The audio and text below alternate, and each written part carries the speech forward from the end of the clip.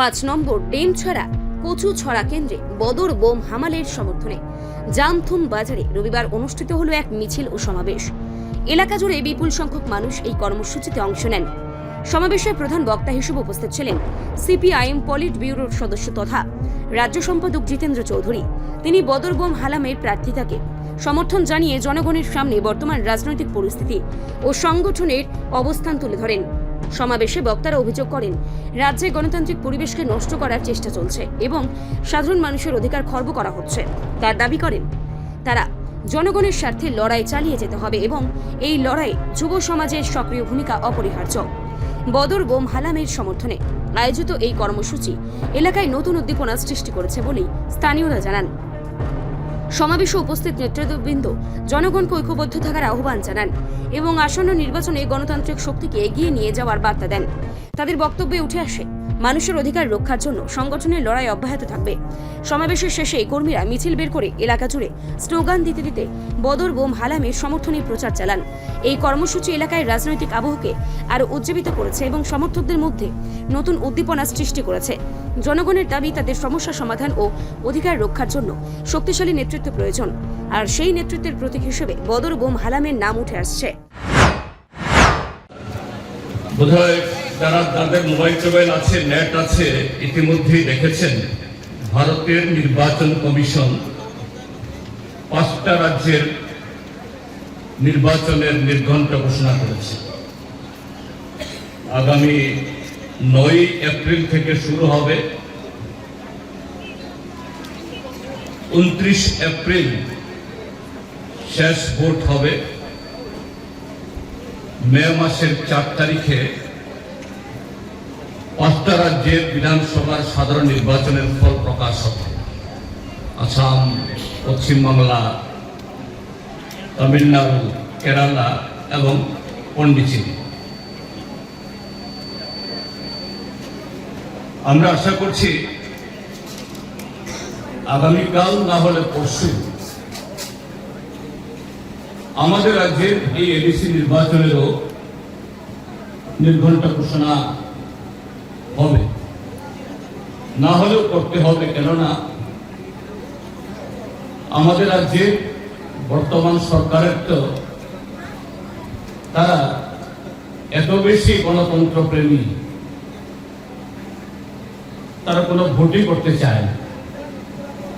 Village কমিটির vote মেয়াদ শেষ হয়ে গেছে, 5 বছর হয়ে গেছে, এই প্রায় 4 বছর হয়ে গেছে। রাজ্য সরকার এখনো ভিলেজ কমিটির ভোট করেনি। গত 8 বছর এই ভিলেজে ভোট না করেই অবৈধ লোক তাদের মাধ্যমে জনগণের অর্থ, এডিসির অর্থ লুট চালাচ্ছে। কিন্তু শত চেষ্টা করলেও এই এডিসির ভোট না করে পারবে না।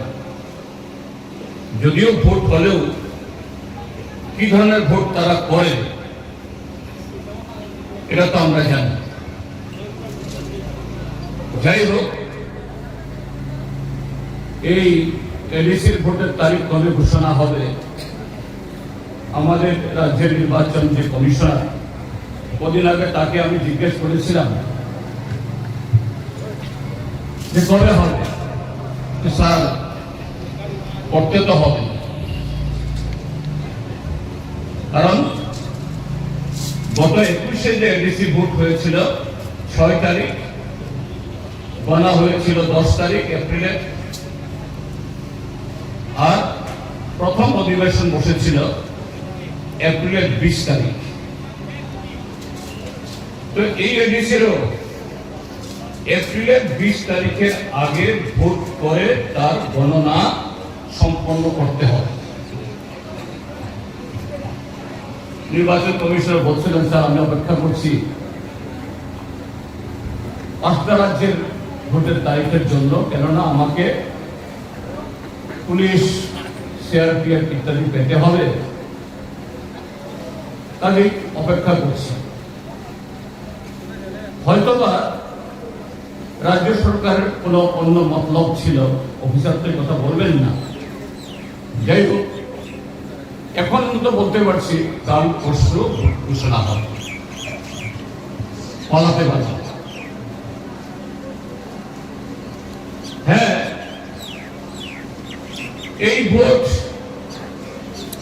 যার যার প্রার্থীকে জেতানোর জন্য, এবিসি দখলের জন্য।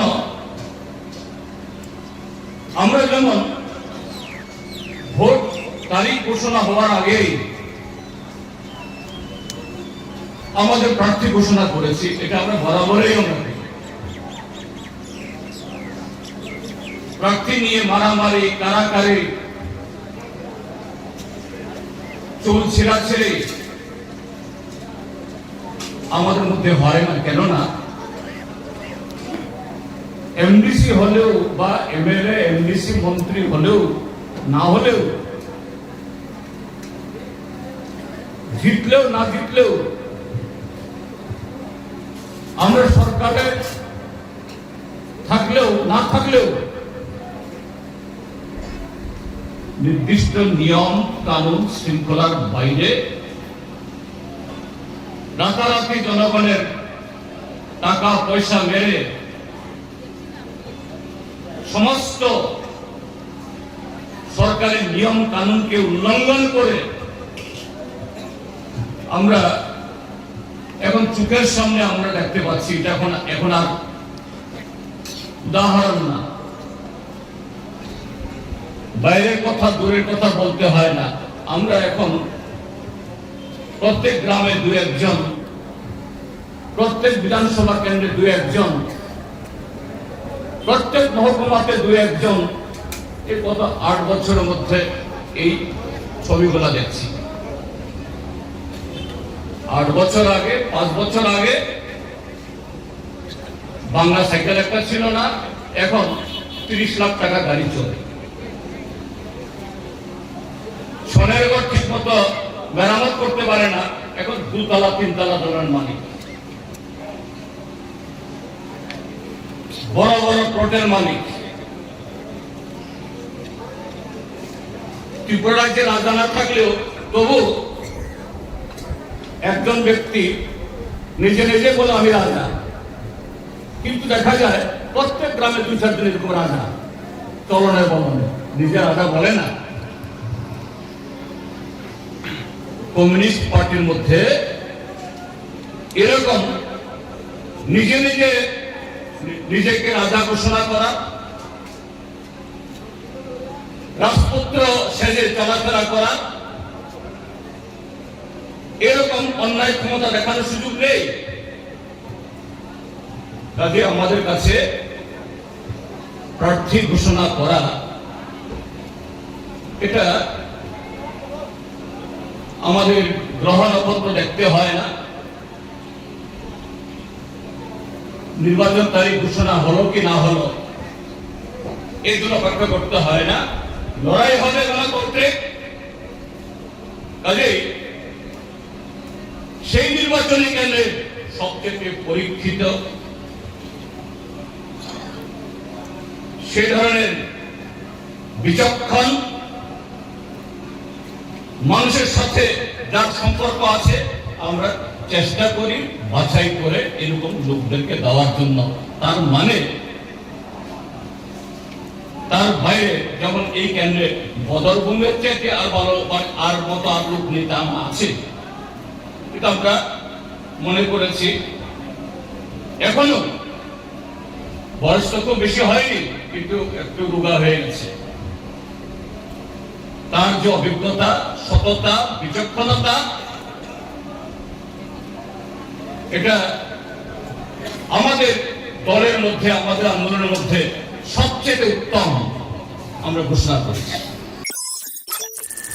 রিপোর্ট সংবাদ প্রতীক্ষা।